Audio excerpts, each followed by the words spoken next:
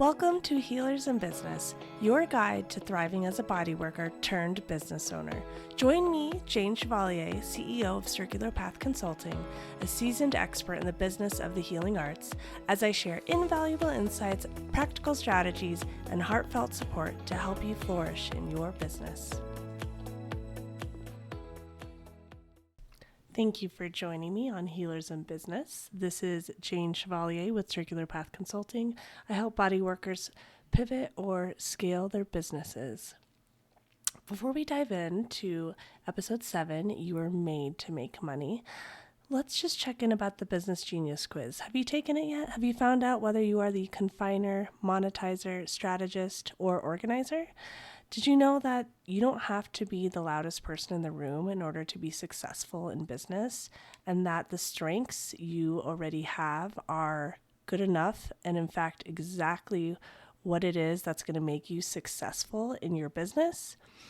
Check out the quiz on my website, circularpathconsulting.com. Find out your business genius. It's also on my socials, Instagram and Facebook, Circular Path Consulting. All right. Today we're going to talk about a hot topic, money. This is definitely a hot topic for everyone, whether you are in the healing business or not. Money can be a hot issue. It can be a scary issue. It can also be really fun. So let's get into it. Many healers do not think about making a lot of money when they decide to become a body worker. They are typically guided by their passion for helping people, fixing people, helping them feel better. That's usually their North Star. For me, personally, I never thought about money when I first became an LMT. Once I did start thinking about money, a lot of it came out of fear or kind of out of a martyr persona. I was scared to ask for more money. I thought I was destined to live paycheck by paycheck and not be able to afford luxury. I kind of accepted that I was always going to have a certain type of lifestyle, a day-to-day lifestyle, living within my paycheck to paycheck.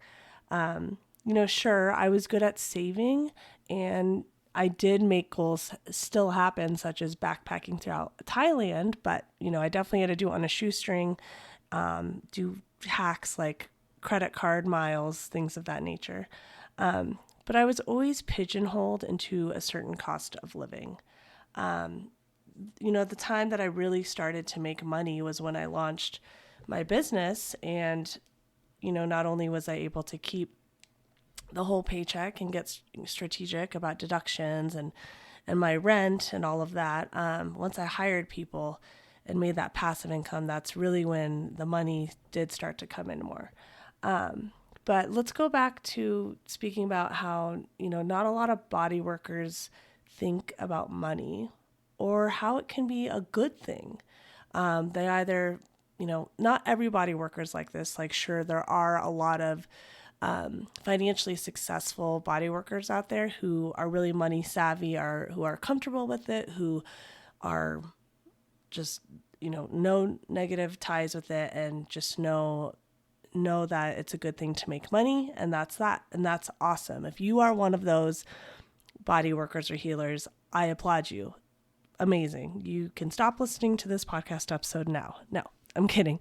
But let's talk about the body workers and healers who either don't think about money or don't think about how it can be a good thing. Either you're scared to look at it and kind of think about building a plan for your future, for savings, for health insurance, for taking that vacation, or maybe you think it's a bad thing to be wealthy or to make a really good wage. We place so much focus on helping others and fixing others that, we believe that asking for reciprocity or getting paid for what we deserve for our services might be a bad thing. So, sorry, I kind of said two issues in one. One issue can either be maybe you think money is a bad thing because, you had something traumatic happen in your childhood that was associated with money. Like maybe your childhood home was foreclosed or something like that, or you grew up really poor. And so you kind of have this heavy, fearful, bad, toxic energy around money. The second reason could be kind of what I mentioned about really not really thinking that as a body worker or healer that you deserve a reciprocity relationship with your clients, i.e. matching the energy that you're giving them, matching the cost of your services to the service you're providing. And I said energy because yes, it is energy. The energy that you are giving and the energy that you are receiving from money. And so let's just break that down a little bit. So I'm kind of within that second point of healers who focus more on their clients and fixing them and almost coming from that martyr mindset, and thinking, I don't really deserve this money because that's not why I'm here. I'm here to help this person. I'm not here to make $1 million. And I'm not saying everyone thinks that, but for the people who do think that or come from that place, let's just, let's keep going with this. So one of my favorite mentors, money mentors, Ken Honda, he is a financial expert. He is based out of Japan. He's Japanese. And apparently Japan, I didn't know this until I read his book, Happy Money. Japan is one of the most affluent cultures financially in the world. And Ken, he talks about the fact that money, like a dollar bill or whatever, is a blank entity. It's literally just a piece of paper, but it's people who give it the energy that it has. So, that's saying more money, more problems. Whoever said that or whoever is holding that money in their hands, it's that person and their energy that is giving that money the negativity. So, whatever your relationship is around money, whether, you grew up with a trauma story around it, or for some reason you have a belief about not really wanting or being deserving of receiving money, it really shapes your relationship to it as an adult and in your business. Ken Honda believes that if you have the ability to instill energy, he believes that you do have the ability to instill energy into money. So it's up to you and your energy to decide whether money is good or bad. So you can instill it with negative energy or you can instill it with positive energy. So for instance, when you provide a service like a massage that helps someone and it makes them happy and they walk away feeling happy, you are spreading happy energy. And when they happily pay you for this service, they are spreading that happy energy back to you, therefore giving you happy money. And so if you can reframe your mind around when it comes to getting paid, swiping that credit card on your phone with the chip reader and asking them when they want to reschedule their next appointment, or asking them, hey, do you want to get your next 10-pack of 60-minute massages or 5-pack or whatever, coming from that place of happy energy and saying, oh my gosh, I just knocked their socks off. I just gave them the best massage of their life and they are so happy, and they are so happy to give me their money. They are excited to give that energy back to me because this is a two-way road. This is a two-way street. They're getting the massage and I'm getting the money. This is a good thing. Let's keep this going. And so if you can come from that place in your mind and body and spirit of, oh my God, this is such a good thing. I'm so excited about this. I'm so happy that I was able to make them happy and provide a service that gave them happy energy. And they are so excited to give me their money and give me their happy money. And I am so excited and happy to receive it. It's just like this circle, the circle of happy energy being given and feeling received, and then being given back and being received. So you are giving them the happy energy of the body work. They are receiving that, and then they are giving it back to you through money, and you are receiving that. And it's almost like this, and Ken Honda talks about this like, if you can envision like a energy bubble field above you, and it's almost it is out of your control. He talks about where, when you receive money, it's like, and that happy energy I described of giving, the other person receives, they give it back to you, you receive, and it's just like this endless, continuous cycle like that. It's just like this hands-off, eventually it becomes this hands-off energy where you're not so attached to it, and you're not so worried about asking to get paid for that massage and asking for them to rebook and asking for them when they want to get their next package, because it's there and it's moving and it's happening and it's out of your control. And that's a good thing when you can release that attachment to it, whether it's coming from a place of need or a negative memory that you associate it with. And it just becomes this awesome, cool, continuous circle of energy. And to take it a step further, that Ken Honda talks about is, he says, another thing that we can practice with our money is, he says, arigato, which is thank you in Japanese. And so when your client thanks you for the service and they give you that money, you thank them for that money, and you thank the money itself. So in your mind, silently, when you receive that money, when it comes into your bank account, you say, thank you, thank you. And also on the flip side, when you're out in the world being a consumer and you're buying and spending your money, thanking the thing that you bought, kind of like what your client did for you. They paid for your service and they thanked you for that service.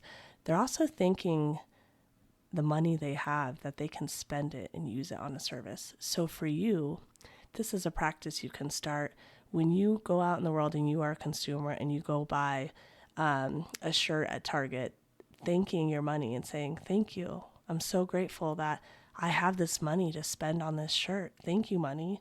Thank you that I can spend it and release that energy into the world. So kind of trailed off there with the arigato practice, but that's something too that I think can improve your relationship to money, is when you are a consumer yourself, being grateful that you have that money to spend, and you're grateful you can spend it. You're grateful that you can receive the happy energy that it's providing, and therefore happy money. So I kind of want to take a step back and go back to speaking about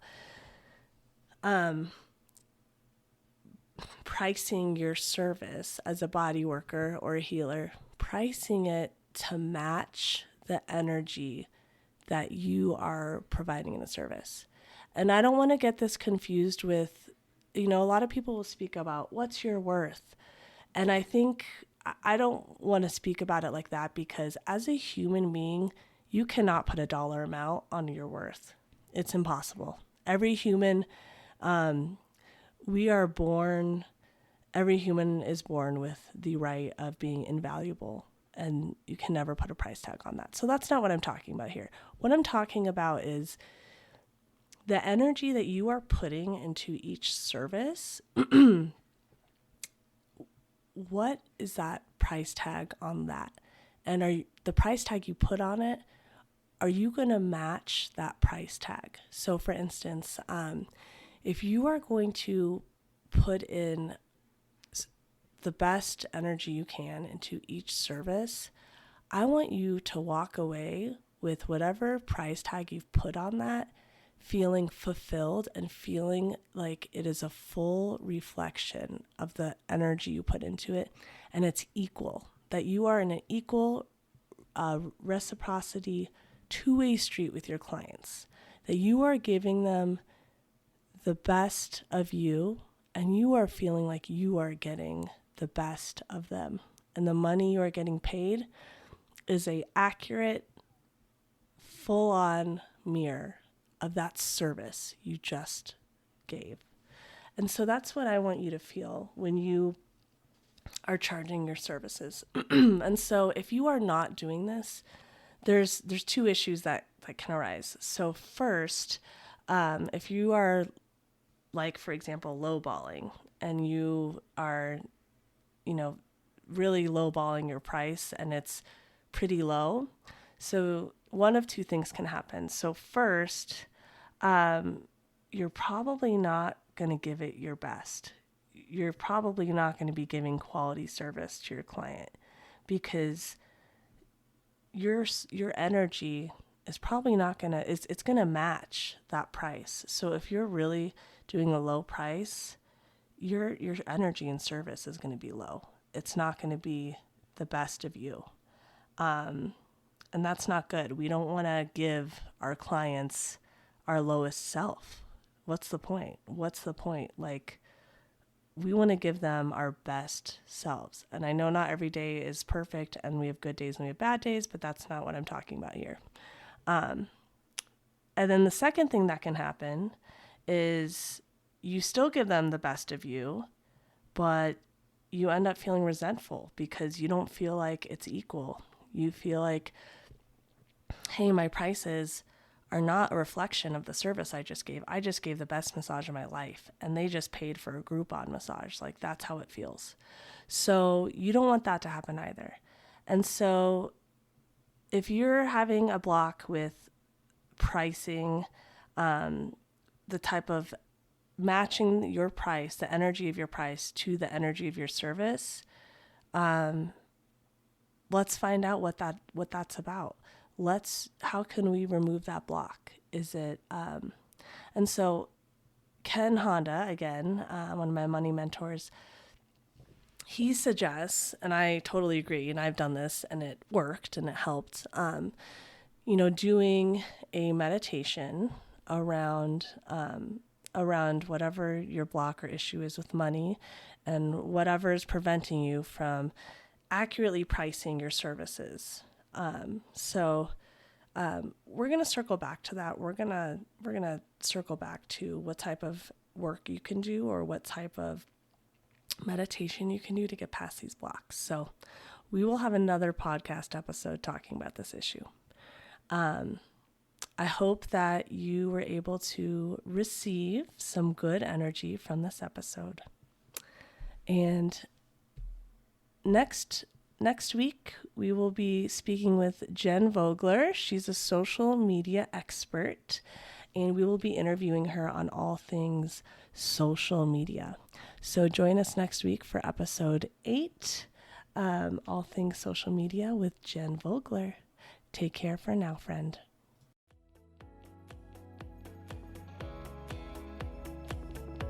Thank you so much for joining me on episode 7, You Are Made to Make Money. I really hope that you took away so many good thoughts, feelings, and inspirations when it comes to your income from this episode. Join me next week for episode 8, Getting Social with Jen Vogler. Are you like me and you have no clue how to use social media? How do you decide what content to write? How does it have to do with your business? How does it draw back to your business? How does it, grow your overall audience? If you have questions like me, please join me next week on Getting Social.